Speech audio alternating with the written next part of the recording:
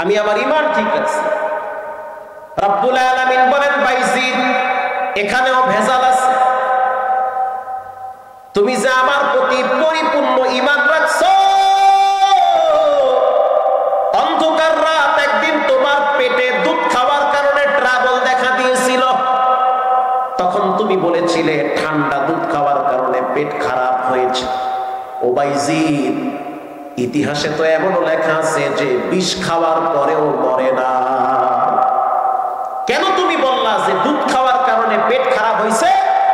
তখন তোমার বলা উচিত ছিল দুধের কোনো ক্ষমতা নাই, পেট ভালো খারাপ করেছেন কে? এটা তুমি বলো নাই। তোমার ঈমান তখন কোথায় ছিল?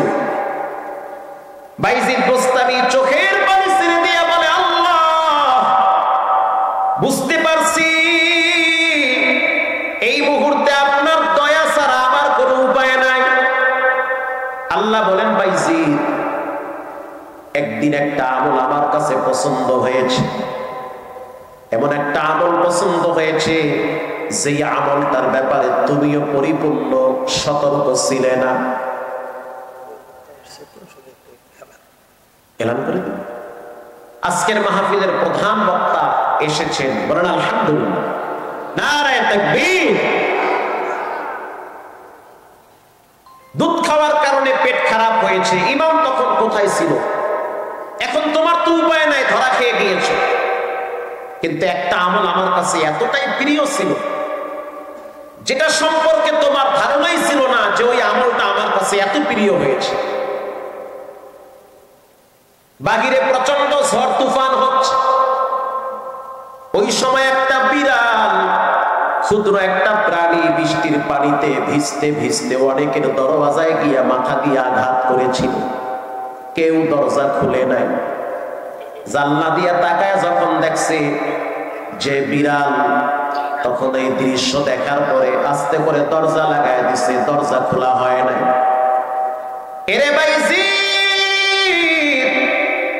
ওই সময় তুমি বিড়ালের প্রতি দয়া দেখাইয়া বিড়ালের জন্য তোমার ঘরের দরজা খুলে দিছিলা। দরজা যখন খুলে দিয়েছো, বিড়ালটা তোমার ঘরে প্রবেশ করেছে, তুমি একটা শুকনা টানা দিয়া বিড়ালের শরীরের কাপড় শরীরের পানিগুলো মুছে দিয়েছো। মুছে দেওয়ার পরে বিড়ালের শরীরের পরিপূর্ণ শুকনা হয়ে গেছে। ওই সময় তুমি বিড়ালটারে খাবার দিয়েছো, তোমার কম্বলের পাশে বিড়ালটারে তুমি আরামে ঘুম পাড়ায়া দিয়েছি। ওই বিড়াল রাত্রিবেলা আমার দরবারে চোখের পানি ছেড়ে বলেছিল, আল্লাহ যেই বাইজিদ আমাকে এত আদর যত্ন করে তার বিছানার পাশে ঘুম পাড়ায়া দিল, যেই দিন বাইজিদ কঠিন মুসিবতে পড়বে, বাঁচাবার জন্য পৃথিবীর কেউ থাকবে না, ওই দিন তুমি রব বাইজিদকে বাঁচাইও। আল্লাহু আকবার। বাইজিদ, বিড়ালটার মালিক তো আমি আল্লাহ, তোমার মালিকও আমি আল্লাহ। তুমি বিড়ালের প্রতি যেই সহানুভূতি দেখিয়েছো, ভালোবাসা দেখিয়েছো, আমার কাছে এত পছন্দ হয়েছে, যাও আজ তোমাকে আমি আমার নিজ দয়ায় মাফ করে দিলাম, ক্ষমা করো। অনেকেই অনেক পশু পাখিকে কষ্ট দেয় ইচ্ছা করে, আছে না নাই? রাসূল বলেছেন, পশু পাখির বরদোয়া থেকে নিজেকে বাঁচাও। পশু পাখিও তোমার বিরুদ্ধে অনেক সময় অভিশাপ দেয়। যখন তুমি খাবার খাও, পশু পাখিরে তুমি খাবার দাও না, অথচ স্বাধীন প্রাণীকে তুমি আটকায় রাখছো, আছে না নাই?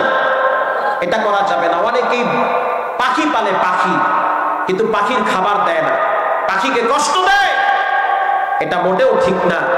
কারণ পাখিকে আল্লাহ তাআলা স্বাধীন করেছে, আর স্বাধীন পাখিকে আপনি আটকায় রাখা যদি খাবার না দেন, কষ্ট দেন, তো পাখির অভিশাপও আপনার কপালে লেগে যাবে। সাবধান হয়ে যান। প্রিয় ভাইয়েরা আমার, জীবনের শেষ পরিণাম যদি সুন্দর করতে হয়, তাহলে আপনাকে বিশুদ্ধ ঈমান ঠিক রাখতে হবে। 2 নম্বরে আত-তাকওয়া হাহুনা, অন্তরে আল্লাহর ভয় লাগবে। যেখানেই থাকেন, যে অবস্থায় থাকেন, মনে করবেন পৃথিবীর কেউ যদি আমাকে না দেখে, একজন দেখেন, তিনি হলেন কে? 3 নম্বরে সত্যবাদিতার উপরে অটল থাকা লাগবে। মিথ্যা বলা যাবে না, মিথ্যার আশ্রয় নেওয়া যাবে না, মিথ্যুকের পক্ষেও থাকা যাবে না, মিথ্যা সাক্ষীও দেওয়া যাবে না।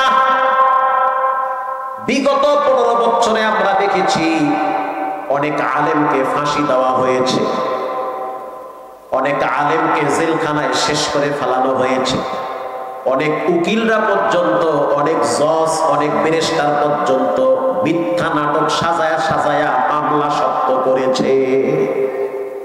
মিথ্যার থেকে নিজেকে বাঁচান, সত্যবাদিতার উপরে অটল থাকেন, মৃত্যুর সময় জবান থেকে কালেমা বের হবে। হাদিস থেকে আমি আপনাদেরকে একটা ঘটনা শোনাই, কষ্ট হয়, বুখারী শরীফের হাদিস।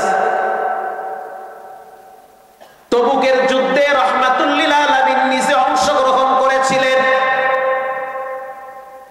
সেই যুদ্ধে কিছু মুনাফিকরা রাসূলের সাথে ছিলেন। মুনাফিকরা কিন্তু দেখতে অনেক সুন্দর, বাহ্যিকভাবে বলে ইসলামের পক্ষে আছে, ভিতরে ভিতরে দুনিয়ার নাস্তিকদের পক্ষে অবস্থান নেয়।